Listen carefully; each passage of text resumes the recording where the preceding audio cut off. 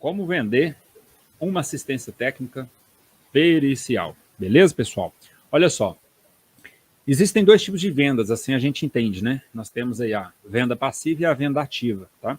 A venda passiva é aquela que o cliente chega, né? É uma venda muito boa, né? O advogado te procura, o cliente te procura, ou seja, você nem tem que dar muito artifícios, né? Muitas justificativas para poder vender o seu serviço. Por quê?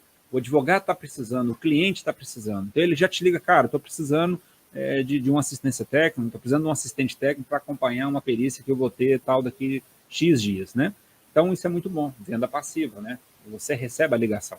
E tem a venda ativa, que é aquela que você corre atrás, né? Aquela que você faz a propaganda, você entra em contato com os advogados, com escritórios de advocacia, com escritórios de contabilidade também, enfim.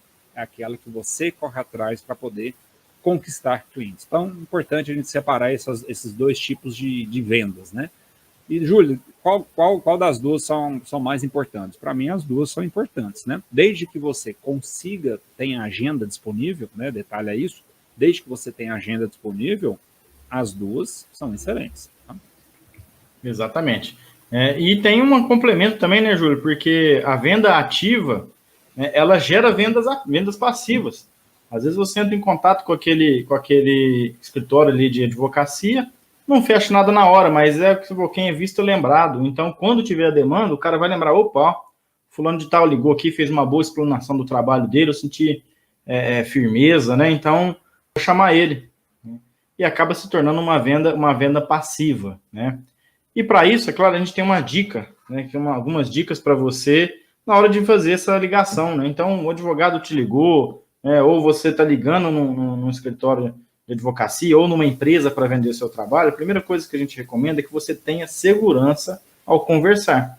Não demonstre insegurança, mesmo que às vezes você não domine o conteúdo que vai ser tratado ali naquele momento. Tá? Então, a gente fala de maturidade ali para poder vender o serviço de maneira que você consiga demonstrar confiança e conhecimento técnico. Então, o advogado te ligou, não, beleza, eu preciso fazer uma assistência técnica aqui, quanto que é? Antes de você falar assim, não, é tanto, primeiro puxa algumas coisas para demonstrar que você tem conhecimento técnico. Não, doutor, ok, eu preciso desse dado, né? Como é que foi essa situação, né? Enfim, nós vamos até falar daqui a pouco o que você precisa coletar de dado antes de dar o seu valor, mas demonstre que você entende do assunto, que você sabe o que você está falando, porque assim, quem está lá do outro lado entende que você é um profissional expert. Lembrando sempre que o assistente técnico ele é tratado com a mesma expertise do perito, tá? Entende-se e pretende-se que o assistente técnico detenha os mesmos conhecimentos, e até vezes até mais conhecimento para poder debater tecnicamente ali com o perito e defender o seu cliente, seja ele reclamante ou reclamado. Então é muito importante que você tenha segurança, tá? Conhecimento e calma para poder fazer um atendimento telefônico, para conversar pessoalmente, enfim, para fazer a sua apresentação no trabalho.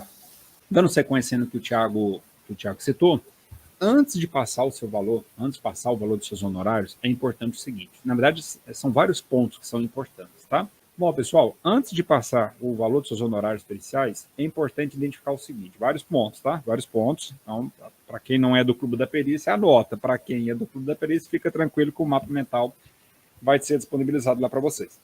É reclamante ou reclamada? Primeiro ponto.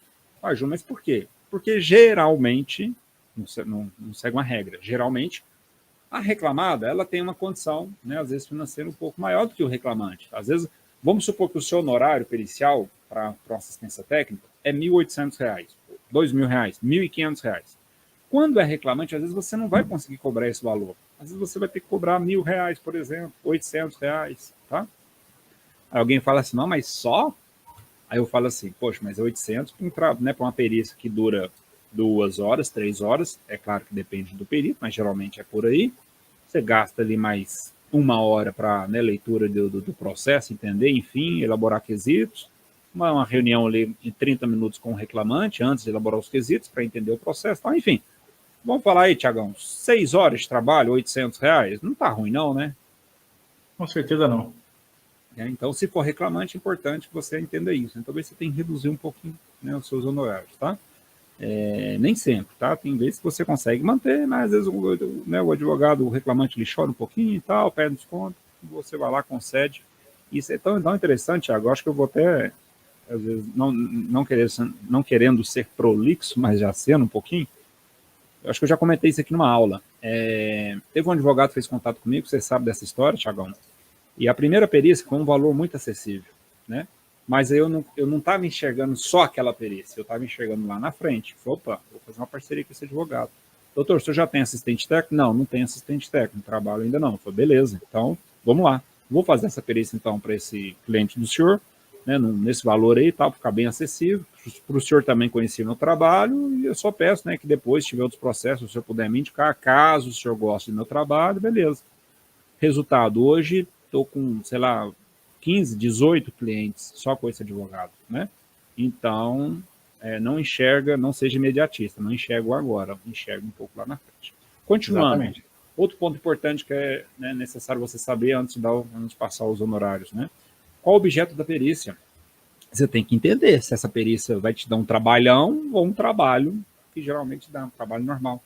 É insalubridade? É periculosidade? É os dois, é insalubridade e periculosidade, né? Sei lá, é acidente de trabalho, é retificação de PPP, tá? Cuidado, pessoal, cuidado, porque às vezes você fala, não, eu faço, qual que é o valor? Não, é R$1.000, é R$1.500 minha assistência técnica, aí a hora que o processo já está lá, ele já te nomeou, o advogado já te colocou lá como assistente técnico do processo, já anexou nos autos e tal, aí daqui a pouco você descobre que, sei lá, o objeto é uma doença, é doença ocupacional. Opa, calma lá, aí é médico do trabalho. Então tem que ter cuidado com isso, para não entrar numa área que não é a nossa, certo? Exatamente. E um item interessante também, se for possível, é claro, é ver a possibilidade de analisar o processo antes, né? Ou seja, você tem ali a possibilidade de enxergar toda a demanda.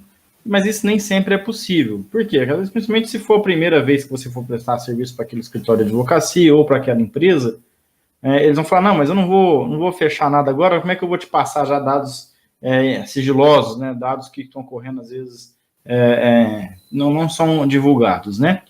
Então, se isso não for possível, tente pegar o maior número de detalhes, assim como o Júlio falou, a questão do objeto da perícia, verifica quais eram as atividades desenvolvidas pelo reclamante, se for seu cliente, ou quais eram os controles existentes na empresa. Para quê? Para você determinar também o tamanho do seu trabalho. Tem assistência técnica que é simples, a empresa já tem todos os controles, tem todos os treinamentos, tem bem identificado e gerido os seus riscos, então é mais fácil você defender esse cliente.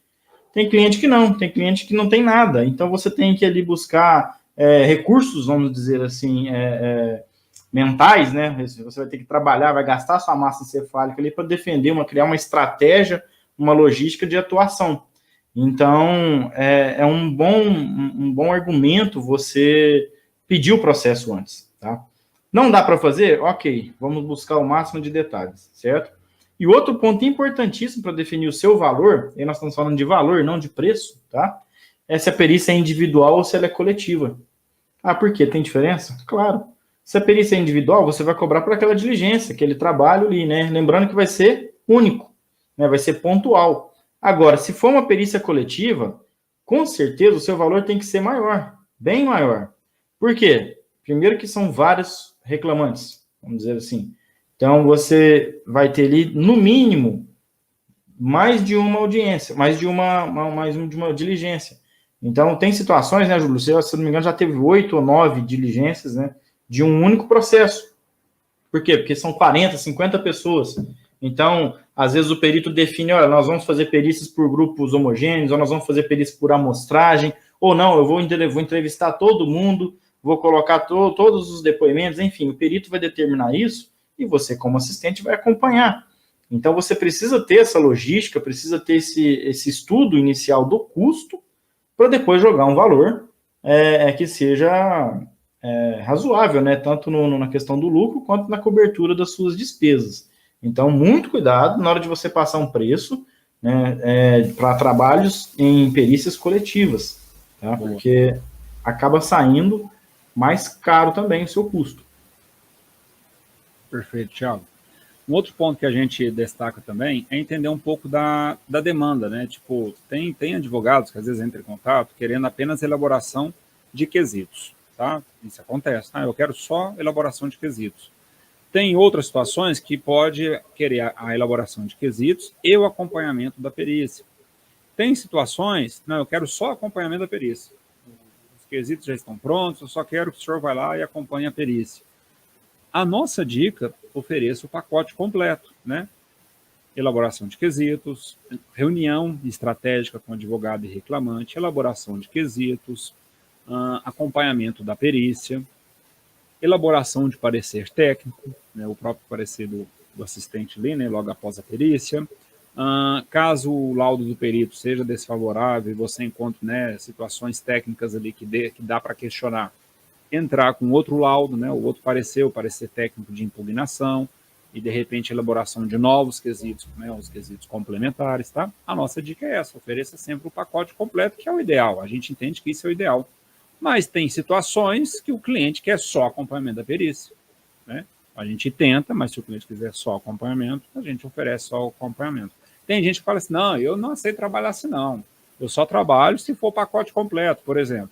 Tá bom, cada um é cada um, mas essa pessoa talvez ela não vai ter, né, tantas assistências técnicas contra outra pessoa que está com essa abertura, né, que tem essa abertura para o mercado. Então é importante definir o escopo do trabalho. Esse é um item muito importante também, antes de passar o valor de seus honorários periciais, né? Os honorários da assistência técnica. Exato. O Ronan falou um item aqui, ó, que cai muito com o que eu vou abordar aqui agora, né? Você precisa avaliar, precisa saber aonde vai ser a perícia, né? Por quê? Eu preciso calcular distância do meu escritório, do meu posto de saída até o local da perícia. Preciso verificar se não existe nenhum impedimento. Tá? Qual impedimento? No meu caso aqui, por exemplo, eu atuo como perito e como assistente técnico. Então, eu não posso pegar um serviço de assistência técnica onde eu já fiz perícia. Tá? Por quê? Porque o processo está rodando. Né? Até um colega meu falou um tempo atrás, mas se você fez a perícia antes e agora pode fazer assistência técnica, não tem problema nenhum. Eu falei, mas fica uma situação tanto quanto chata, por exemplo, porque o processo não está em trânsito julgado, né? Então, pode-se entrar recursos ainda. Ou então, o próprio juiz, né? Imagina eu lá entregando o laudo, depois a outra parte entra falando, olha, mas está fazendo assistência técnica contra a minha empresa agora. Então, esses impedimentos, eles precisam ser respeitados, né? Se eu quero atuar como perito, eu não vou fazer assistência técnica naquela empresa. E se eu quero atuar como assistente técnico daquela empresa, eu não vou fazer perícia. Então, você pode atuar com as duas situações? Sim, não no mesmo local. Né? Outra questão importante para ser avaliada, a hospedagem. Será que para poder fazer aquele acompanhamento da diligência, eu não vou ter que ficar hospedado em um lugar porque a distância é longa? Vou precisar de alimentação? Compensa ir no meu veículo? Ou vou ter melhor alugar um veículo? É perícia numa usina, então eu vou ter que andar aí 70, 80 quilômetros em estrada de terra. Será que compensa colocar lá o Corolla 2021 do Júlio? Não é melhor não, é melhor usar um Uno locado, né? Bom. Um Corolla desse. Deus então, show, Tiagão. Quem sabe daqui a um tempo, hein? Então a gente precisa verificar. Não, Júlio, você está chorando. Está chorando barriga cheia. A gente precisa verificar todos esses custos, né? Porque senão acaba saindo barato. Né? Igual muita gente fala, Tiago, qual que é o preço médio que se cobra no mercado? Não tem condição, cara. Uma perícia... eu não posso cobrar uma assistência técnica, um valor de uma assistência técnica que eu faço dentro da cidade, no mesmo preço que eu faço num distrito, que eu rodo 70 quilômetros, 80 quilômetros. Então, tudo é relativo. O que é necessário é que se coloque tudo na ponta do lápis, faça as devidas contas, para depois você vender seu trabalho. Feito isso, então, nós destacamos aí vários pontos importantes, né, antes de vocês passarem o valor, a proposta dos honorários para assistência técnica, né? E como passar essa proposta, tá? Como passar essa proposta? Um detalhe importante que a gente esqueceu de comentar no início aqui, essa aula, nós montamos ela porque eu recebi uma ligação de uma pessoa, ela é técnica de segurança do trabalho, ela estava com dúvidas sobre, né, como elaborar uma proposta, como passar um valor, né, como, enfim, valorar o trabalho dela, ela não sabia como fazer isso. Ela tinha feito um curso de perícia, que não foi o nosso, diga-se de passagem, porque a gente explica isso no nosso curso, a gente fala de várias opções no nosso curso, né? E orientei ela, falei, olha, tem várias opções, enfim, assim, assado. E eu falei, Tiagão, olha só, né? A menina estava com essa dúvida, vamos fazer uma aula sobre isso? O Tiagão concordou na hora, inclusive o Tiago estava até junto, né, Tiago? A gente tinha ido almoçar, né? Aí falou, beleza, vamos tocar. E aqui estamos nós, né? Trazendo pegamos uma dúvida de um colega, estamos trazendo aqui para essa aula. Então, como passar essa proposta? Se for empresa, geralmente empresa é algo mais formal, né, galera? Então, geralmente você vai formalizar isso por e-mail. E não tem gente que manda proposta no próprio corpo do e-mail. Beleza, eu acho que é a opinião de cada um. Mas a gente entende que fica algo mais profissional você elaborar um negócio ali no Word, talvez, né, sei lá, se você tem uma logomarca, você não tem o seu nome ali, um cabeçalho, um rodapé, um negócio bem bacaninha, monta a sua proposta, né, salva em PDF, e geralmente as propostas são encaminhadas ali por e-mail em PDF, tá certo? Agora, tem situações, tem empresas, isso também depende da empresa, né? Tem empresa que às vezes é uma empresa ali do José das Quantas da esquina, ele vai te pedir para você mandar no WhatsApp dele. Não, manda no Zap aqui para mim, quanto que é, né? Então, varia muito, tá, pessoal? É importante, né, saber diferenciar aí também qualquer empresa que você está prestando serviço e perguntar. Tudo bem, doutor, só quer, né, às vezes o cliente vai entrar em contato direto contigo, sei lá, o supervisor de segurança do trabalho, o engenheiro de segurança do trabalho de uma determinada empresa. Vamos supor que o Thiago me ligou. Falei, beleza, Thiago, consigo te atender sim. Qual que é o e-mail aí que eu posso, né, você quer que eu mando por e-mail, você quer que eu te passo, né, pelo WhatsApp, você quer que eu te passe, sei lá, enfim, existem várias formas aí. Né? Até porque a maioria das empresas, né, Júlio, as empresas maiores, elas demandam de solicitação de proposta, sim, aprovação no compras e geração de ordem de compra, por exemplo, ou ordem de fornecimento, ou o nome que a empresa adotar. Então, esse processo, esse trâmite, exige alguns requisitos do prestador, dentre eles uma proposta técnica formal. Tá? E uma outra dica importante também que a gente deixa, pessoal, na hora que você for mandar seu e-mail, não vai ser lá do... Vou pegar alguém aqui de bode expiatório, aqui, deixa eu pegar aqui. O Irã. Não pode ser iranzinho82@hotmail.com, né? Você vai mandar lá de perito.iran ou Irã, alguma coisa. Se você tiver até a condição de montar um domínio, né? Isso é baratinho hoje, acho que é 70 e poucos reais por ano, né? Você coloca. Na proposta técnica, se você não tiver uma empresa constituída, mas você pode montar uma logomarca, tá? Coloca lá, por exemplo, Orildes Peritos Associados. Olha aí que nome diferente. Opa, eu estou contratando, então, um escritório de perícia. Né? Então, enfim, essas coisas podem parecer simples, mas isso dá um destaque, isso dá uma credibilidade tão grande para quem está vendo. É muito melhor do que você mandar um e-mail falando, bom dia, o valor para fazer essa assistência técnica é X reais. Ponto. No corpo do e-mail. Né? Então, fica complicado, né? O Irã falou que vai ser Irã tricolor. Você não vai pegar muito serviço, tá? Não vai por essa linha, não. Bom, mas é brincadeira. Enfim, esses cuidados você precisa ter na hora de montar a sua proposta. E se for para o advogado, tá? Tenta também montar uma proposta técnica, certo? Por quê? Porque o advogado é o cara que mais gosta de escrita, né? Ele é uma profissão que trabalha com isso todo dia, montando as suas peças, suas defesas, suas contestações. Então, se você mostra que você está na mesma linha dele, isso gera mais credibilidade também. Agora, pode ser que aconteça igual o Júlio falou aí, o doutor liga e falou, doutor, eu tenho um prazo até sexta-feira para indicar o assistente técnico, quanto que é? Vamos fechar o trabalho aqui, se já tiver de acordo, a gente fechar o valor, você já pode mandar no próprio WhatsApp mesmo os seus dados que eu vou colocar no processo. Enfim, se não tiver como, você tenta resolver o máximo ali por telefone. Porque tem gente também, né, Júlio, que se você deixar para falar, não, doutor, eu vou te mandar na hora que eu chegar no meu escritório, quando você chegar no seu escritório, ele já chamou outro. Tá? Então, é aquele negócio, a oportunidade está passando ali. Se você viu que vai ter condição de fechar a proposta naquela ligação, manda bala. Tá? Então, você já fecha com ele. Tá? E uma coisa que é importante, eu vou refrisar aqui, jamais feche uma proposta sem conhecer o objeto da perícia. Vou citar um exemplo aqui, Júlio, não é de assistência técnica, mas é de perícia. Um colega meu, um grande amigo meu, na verdade, trabalhou comigo, inclusive, ele formou, logo já quis começar a fazer perícia, e ele entrou na JG, assistência judiciária gratuita, e aqui em Minas Gerais paga-se muito bem, mas quando é muito bem, R$600 na JG, se você aceitar de cara. O que acontece? Caiu uma nomeação para ele, ele nem viu o objeto da perícia, ele ficou tão empolgado, me ligou, Thiago, acabei de ser nomeado na perícia aqui, muito bom. Falei, beleza, cara, qual que é o objeto da perícia? Ele falou, não sei, na JG não apareceu aqui para mim, só apareceu o nome da vara, aceitar ou não. Ele foi, aceitou, sem saber o que era. Não era uma questão trabalhista, era uma questão ambiental. Eita. tá? Um problema, inclusive, de barragem. Um rapaz lá, o dono, o proprietário lá construiu um rancho dentro da área que era de inundação de uma usina hidrelétrica.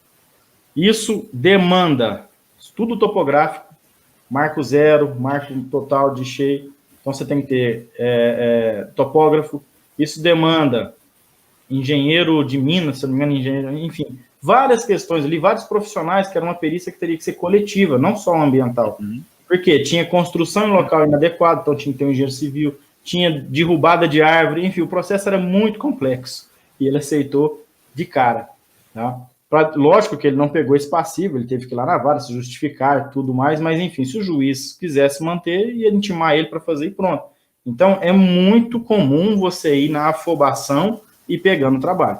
Então, analise bem o objeto de contrato, o objeto da perícia, antes de iniciar o seu valor e fazer a sua perícia. É comum as empresas pedirem nota fiscal? É comum, né?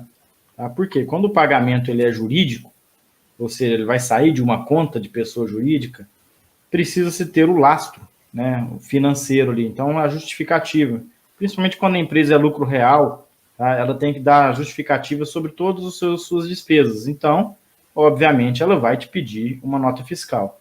Agora, isso não é impeditivo. Tá? Se você não tem empresa aberta ainda, qualquer prefeitura, quando você chegar lá, você consegue emitir uma nota fiscal avulsa.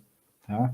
É claro que se você tem uma demanda muito grande, não compensa você ficar emitindo nota fiscal avulsa. Por quê? Porque os recolhimentos dela, os tributos são maiores. Então, compensa você abrir hoje uma pequena empresa, uma empresa no Simples Nacional, que é o enquadramento mais simples, né, e com menor carga tributária. Tá bom? Beleza, pessoal. Valeu. Grande abraço a todos. Com Deus. Um abraço. E vamos que vamos.